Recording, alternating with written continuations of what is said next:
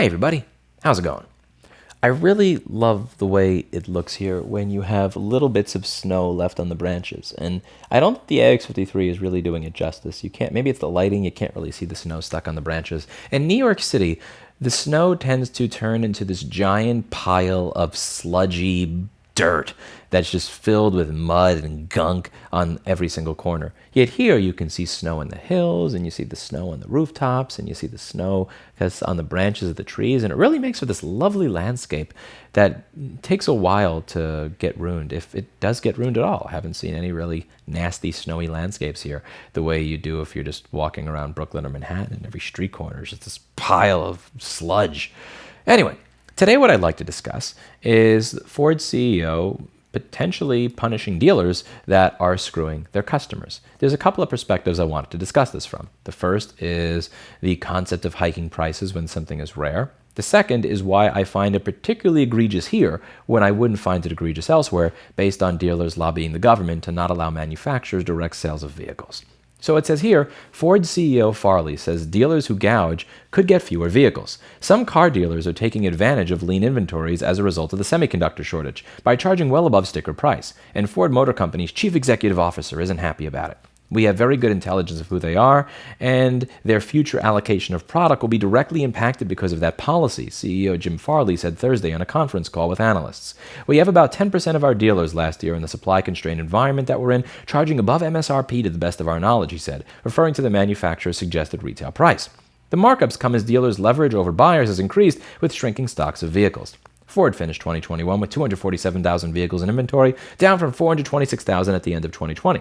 That reflects a limited supply of semiconductors and other key components, which has forced automakers to curtail vehicle production. Average transaction prices for new vehicles hit an estimated $44,905 in January, a monthly record according to J.D. Power.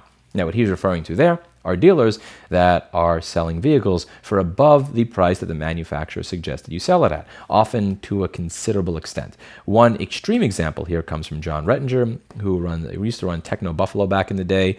I remember watching his BlackBerry Storm 9530 review a long, long time ago before I started my channel. He's one of the few people that knows the pain of owning that piece of crap phone. But this was an interesting tweet. Here's a story. I was originally going to get a Mercedes-Benz EQS 580. I even had one reserved and ready for pickup. The dealer called to inform me there was a $50,000, not a typo, markup on the car. I passed. Infer what you will about the dealer model protecting consumers.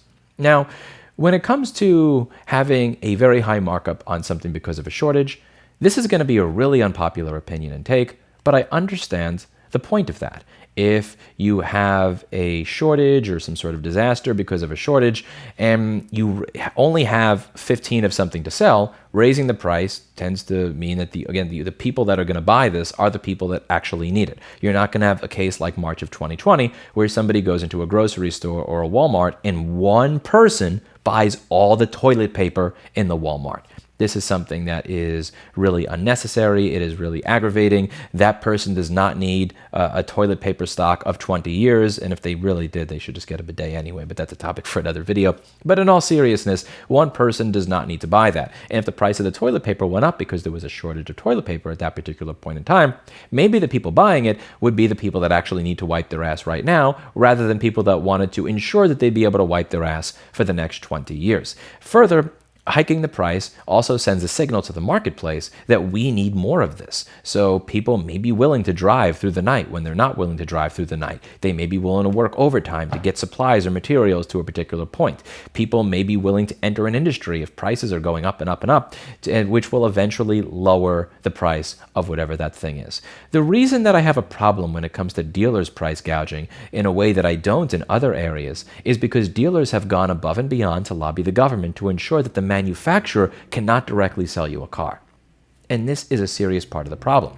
If you want the ability to hike prices on things, I have no problem with that, so long as you do not go to the government and say, I do not want you to allow the manufacturer to have their own dealer to sell the car directly to an individual. That's where it really falls flat in its face. And there are a lot of arguments that have been made by dealers when they are lobbying the government to keep car manufacturers from being able to sell to you directly that I think are particularly disgusting. One such argument comes from Charles Henson, president of the New Mexico Automotive Dealers Association. He spoke out against the measure at the hearing. He said the state's dealerships pay $365 million a year in payroll to thousands of employees, among other investments. That investment is jeopardized, he said, if dealerships have to worry about manufacturers setting up competing dealerships.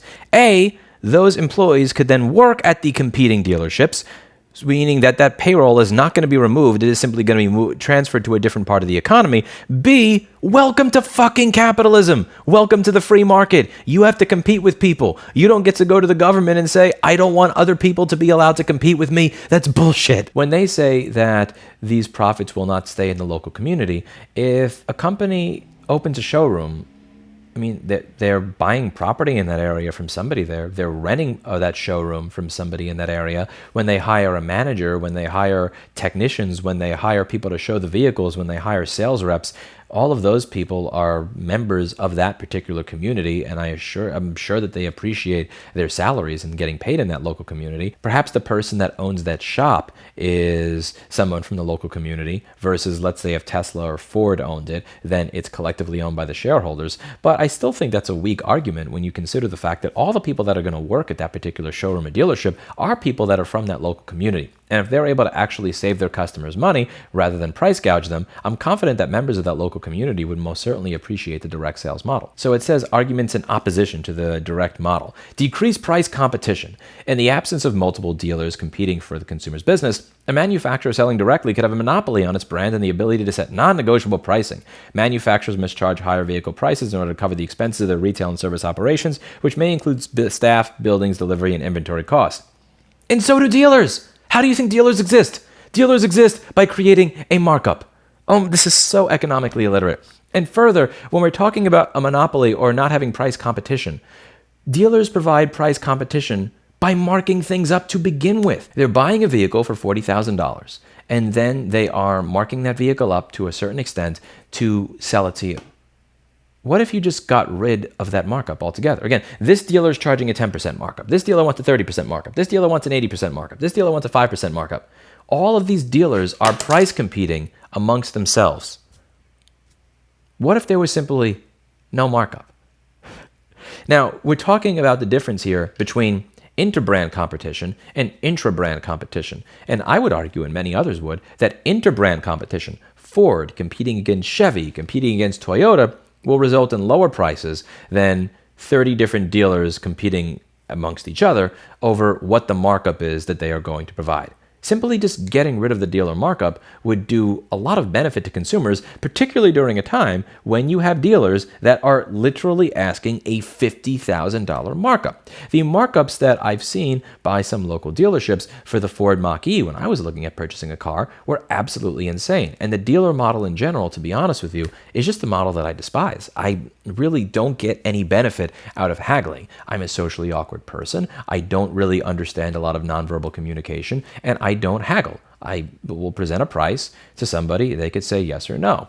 They can present me a price and I say yes or no. That's it. I don't do that whole like while I'm walking away, oh, wait. No, like I don't do that. It's disgusting to me. Give me an ad, give me a price. I'll choose if I want it. Give me an add to cart button. Let me take it. And a lot of people feel the same way. Product development. Manufacturers that sell directly must budget for their retail and service operations. The franchise system allows manufacturers to focus on their core competencies and invest more of their capital into designing, engineering, producing vehicles. Let that be their choice. Why do you have to take the choice away from the manufacturer to be able to have their own service center? Like, they're phrasing it as if they're protecting the manufacturer by keeping them from having to invest their capital into these other areas. What if they want to? I mean, modern automakers seem more than well enough capitalized to be able to take on these initiatives if they chose to. Consumer safety. Manufacturers have less incentive to issue recalls or incur warranty expenses if there are no franchise dealerships. Dealers are more likely to report issues and act on consumers' behalf because they profit from recall and warranty work, which is paid for by a manufacturer. Okay, point taken. I will give them that. They also provide an extra layer of accountability for public safety and coverage if a manufacturer goes out of business. You know who also does that? Independent mechanics. If Ford goes out of business, I am confident that there are tens of thousands of people around this country, hundreds of thousands of repair shops that are more than happy to fix your Ford F-150. I'm confident that there are many parts manufacturers out there that are more than happy to continue manufacturing wheels, tires, spark plugs, and everything else necessary for your Ford F-150 to function, even if the manufacturer goes out of business. The dealer is not the only one that can fix your car. There are many other people that have the ability to do that, that will continue to do that, even if the dealer and the manufacturer are gone. 4. Local economic benefits. Profits generated by manufacturer-owned locations flow up to out-of-state shareholders rather than staying in the local community. Independent franchise owners are also more invested in the community and less likely to close their dealerships and move on. So they're talking about investments in the local community, which is job creation. And I can speak on this as a job creator. Now, one of the things that bothers me about this conversation in general is we're not talking about how the job is being created. So at my store, the way that I create jobs and the way that I created my own job is by providing a superior service to the manufacturer at a better price in a manner that the consumer wanted. The consumer did not want to go to Apple, but then I went to the government and said, please keep the consumer from being able to go to Apple. That's not how this worked. I want to be able to compete with them, and my customers want to be able to come to me. So Apple will tell a customer it'll cost anywhere from $750 to $2,000. It'll take 2 weeks. We have to mail it away, and you're losing all your data. I tell the customer it'll cost $200 to $475. You will keep all your data. It'll take a couple of business days. Worst case scenario, maybe 5 days. It's a very easy sell for me. I don't need to use the government to block the customer from being able to go where they actually want to go to purchase their repair services or their product. They want me to have right to repair. They want me to have access to everything that I need to do my job because I'm offering them something better. Every employee that is employed at my store is making their salary because we are offering a better product, a better service, a better time frame, and a better experience. If we were not doing that, they would not be showing up here. Our jobs are created by saving customers money and providing them with something that they would not get elsewhere. When the customer goes to Apple, there's no amount of money they can give Apple to get their data back. When the customer comes here, we offer them their data back. How is the dealer making their money? They are making their money by buying something from the manufacturer that you're not allowed to buy from the manufacturer and then putting their own markup on top of it, which sometimes is $50,000. So they are making their money by being a middleman without adding much value. We make our money by adding value and offering you something that you otherwise would not have gotten. The dealer is buying a car from the manufacturer, giving it to you. Buying a car from manufacturer, giving it to you. Not all jobs created are equal. Some jobs add to the economy and some drain. Some are net benefits to everybody in a community and some are not. Paying somebody to dig a ditch and then paying somebody else to fill it up is not benefiting the local community. And it's not benefiting the local community when you are charging tens of $20,000 or $30,000 over MSRP for a vehicle. That job was created by fucking over the customer. And you didn't fuck the customer over when you had the markup. You fucked over the customer when you lobbied the government for the inability of anybody else to sell that vehicle directly to the consumer to get around your shitty markup. That's where I stand on this. I don't think that all jobs being created are equal. And if you really were offering such an amazing, essential, beautiful service to society, you would be able to make that case to your customers directly rather than having to make that case to the government because so many people hate the dealership.